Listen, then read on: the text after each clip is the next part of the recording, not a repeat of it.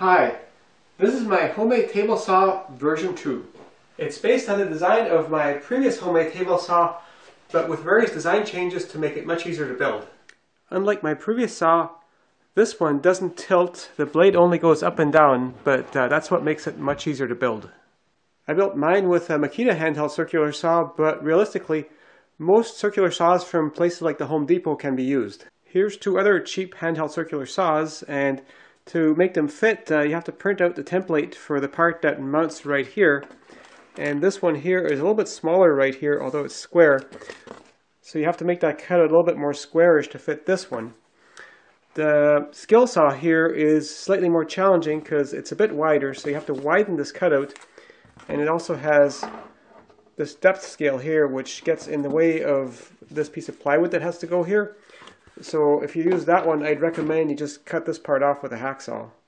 On my previous homemade table saw, I added a throat insert, and the reason I needed that is when tilting the saw, the blade actually moves to the side quite a bit because the saw doesn't use any trunnions.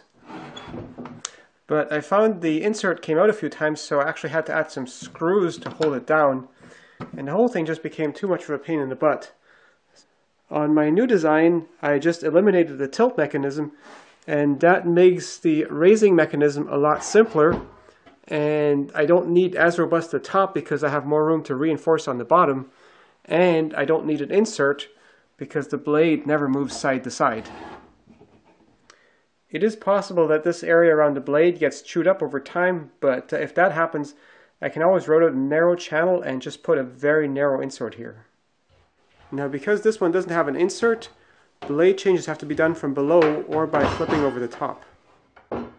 Even though I used only basic tools in building this saw, it's not a project for those that aren't mechanically inclined. If you're intimidated by building this saw, I'd recommend you just take a circular saw and bolt it to the bottom of a sheet of plywood, like I did in my improvised table saw video.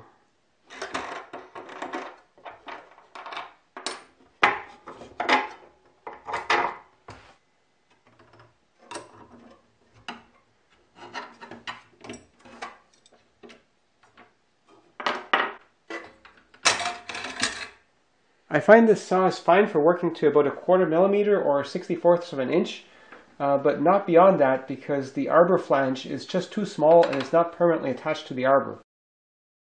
Compared to the arbor on my old Beaver table saw, you can see it's much bigger and it's permanently bonded, and you need that kind of stability if you want to work to 5 thou or 1/10 of a millimeter for precision joinery. I built this saw using just some particle board countertop material that's only this thick. And the nice thing about that is it already has a really hard coating on it. But as I was building it, I realized an old desk would also be a really great material to use. So I made provisions in the plans for how to change it for tops that are much thicker than what I used.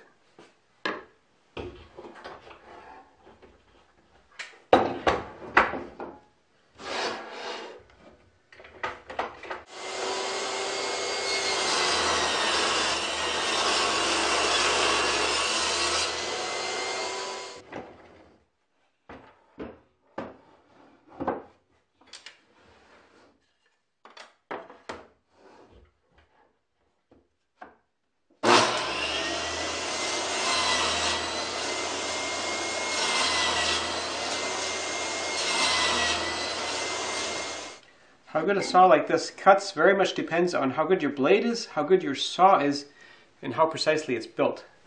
I have a very detailed set of plans available for this saw on my website, but because the whole idea of this saw is that it's a very inexpensive saw, I priced it very low, so in fact the plans cost about as much as I paid for this cheap saw blade.